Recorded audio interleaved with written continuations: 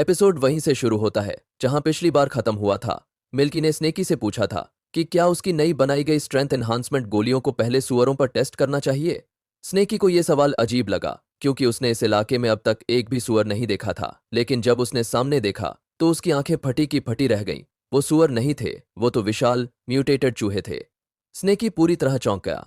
उसने हैरानी से पूछा कि ये चूहे इतने बड़े कैसे हो गए। मिल्की हल्का सा मुस्कुराई और सीधे डेमो देने का फैसला किया। उसने एक सामान्य आकार के चूहे को उठाया, उसे एक स्ट्रेंथ पिल खिलाई और कुछ ही पलों में वो चूहा कई गुना बड़ा होकर एक मांसल राक्षसी जीव बन गया। उसने समझाया कि ऐसे डिमोनिक बीस्ट के लिए उनका शारीरिक आकार सीधे तौर पर उनकी कॉम्बैट एबिलिटी से जुड़ा होता है। बड़ा शरीर मतलब ज्यादा ताकत और बेहतर सर्वाइवल चांस। उसके अनुसार इस गोली से एक मामूली चूहा भी एक बिल्ली को हरा सकता है। हालांकि स्नेकी को यह सब बहुत अपसर्ड लगा और उसके माथे पर पसीना आ गया, लेकिन जो उसने अपनी आंखों से देखा उससे इनकार नहीं किया जा सकता था। वो विशाल चूहा एक बड़े पत्थर को एक ही पंच में चकनाचूर कर देता है। स्नेकी, जो शुरू में शक में था, अब मानने लगा कि मिल्की की बातों में वाकई दम है।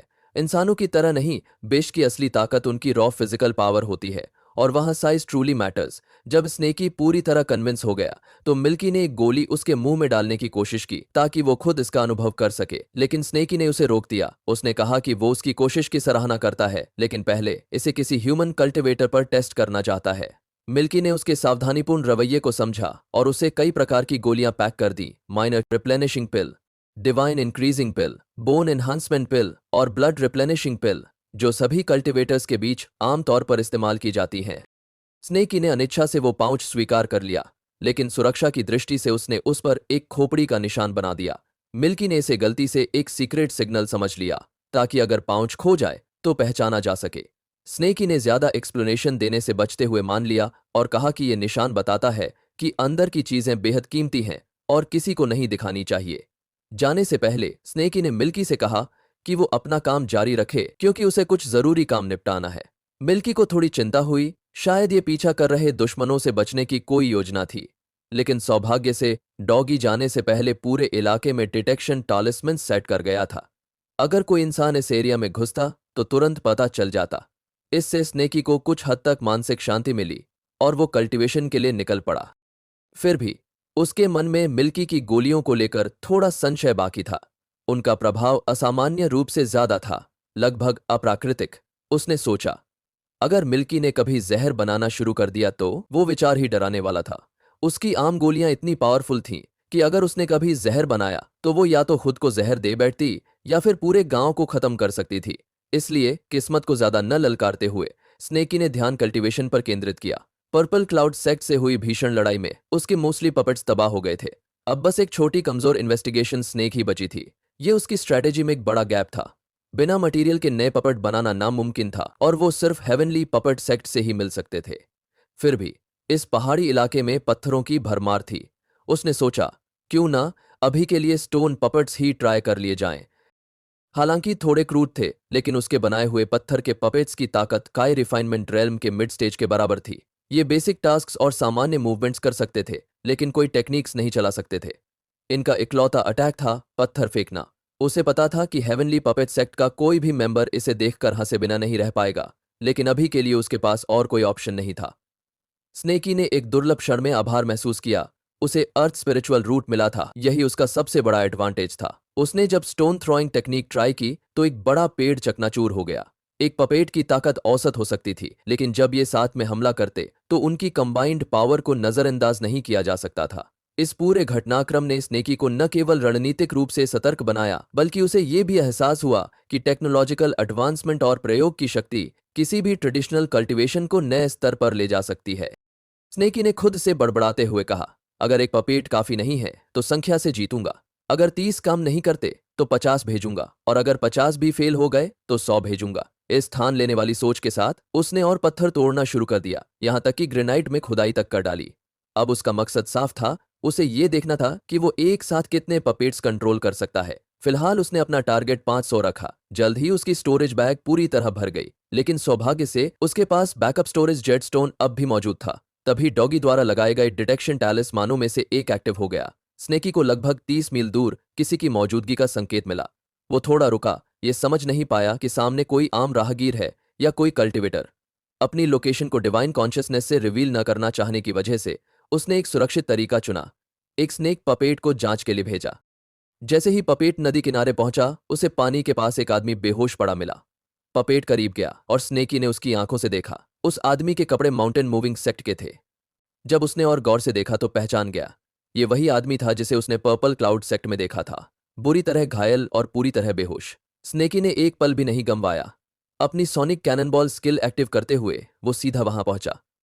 बिना समय गंवाए उसने अपना मुंह खोला और उस आदमी को निगलना शुरू कर दिया। उसके दिमाग में यही चल रहा था कि ये इंसान पहले ही मौत के कगार पर है, तो उसे उस औरत से मिलने में मदद करना एक तरह से दया ही होगी। लेकिन आधे रास्ते में स्नेकी अचानक रुक गया और उस आदमी को उगल दिया। उसके दिमाग में एक बेहतर आइडिया आया, क्यों ना इस पर मिल्की की गोलियों को टेस्ट किया जाए। उस आदमी की हालत देखकर साफ था कि उसका बहुत खून बह चुका था, तो स्नेकी ने सबसे पहले ब्लड रिप्लेनिशिंग पिल खिलाने का सोचा। हल्की मुस्कान के साथ उसने गोली उसके मुंह में रख दी।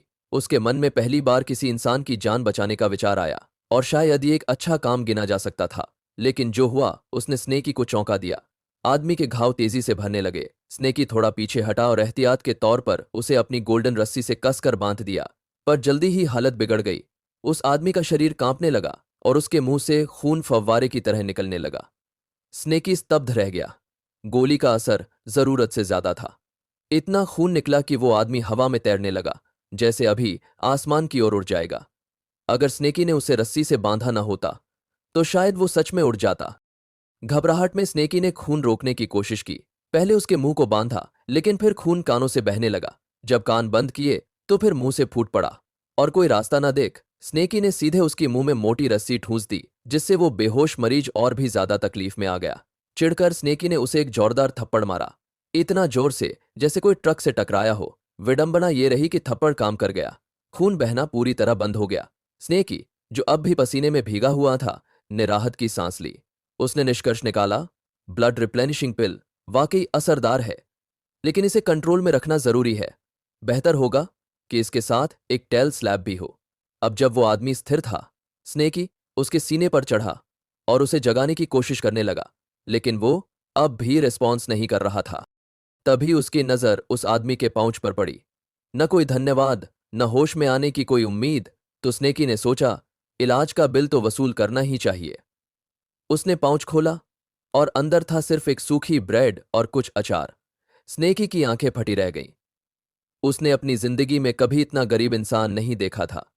उसे लगा, अगर कोई राह चलता व्यक्ति उसे देखे तो समझेगा कि वो किसी भिखारी को लूट रहा है। तभी उसकी नजर पाउच की साइड पॉकेट में रखी एक छोटी डायरी पर पड़ी। स्नेकी ने उसे खोलकर पढ़ना शुरू किया। यिन लिंग ने मुझे एक कीमती सिल्क दी। मैंने बदले में उसे बस एक फाउंडेशन एस्टैब्लिशमेंट पिल दी, लेकिन उसे फर्क नहीं पड़ा। शायद मैं बहुत लकी हूं, कर मैंने 30 स्पिरिचुअल स्टोन्स खर्च किए यिन लिंग के कपड़े खरीदने में। उसने कहा कि अगर कोई 100 स्पिरिचुअल स्टोन्स भी दे तो भी वो नहीं बेचती। उसने सिर्फ मुझे दिए। इसका मतलब वो सच में मुझे चाहती है। आज यंग मास्टर हुआ ने मेरी पिटाई कर दी। मैं जवाब देना चाहता था, लेकिन यिनलिंग ने कहा उसे हिंसा पसंद नहीं, तो मैंने खुद को रोक लिया। स्नेकी आगे नहीं पढ़ पाया। उसने गुस्से में डायरी बंद की और दूर फेंक दी। वो आदमी न सिर्फ गरीब था, बल्कि पूरी तरह भ्रम में जी रहा था। स्नेकी को हैरानी हुई कि ये अब तक जिंदा कैसे है। उसने उसे फिर देखा। वो अब भी बेहोश था, लेकिन उसके शरीर में थोड़ी हरकत, हल्की मसल स्पैज दिखाई दे रही थी।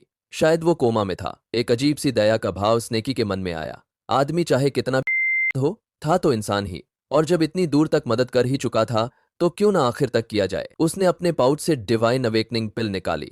ये एक हाई ग्रेड गोली थी जो आत्मा को झकझोर कर दिमाग को साफ करती थी। अक्सर ऐसे मामलों में इस्तेमाल की जाती थी जहां कोई गहरी बेहोशी में हो। स्नेकी ने वो गोली धीरे से उसके होंठों के बीच रख दी और हल्के स्वर में बोला, थोड़ा और सह लो, अब उठने का वक्त है।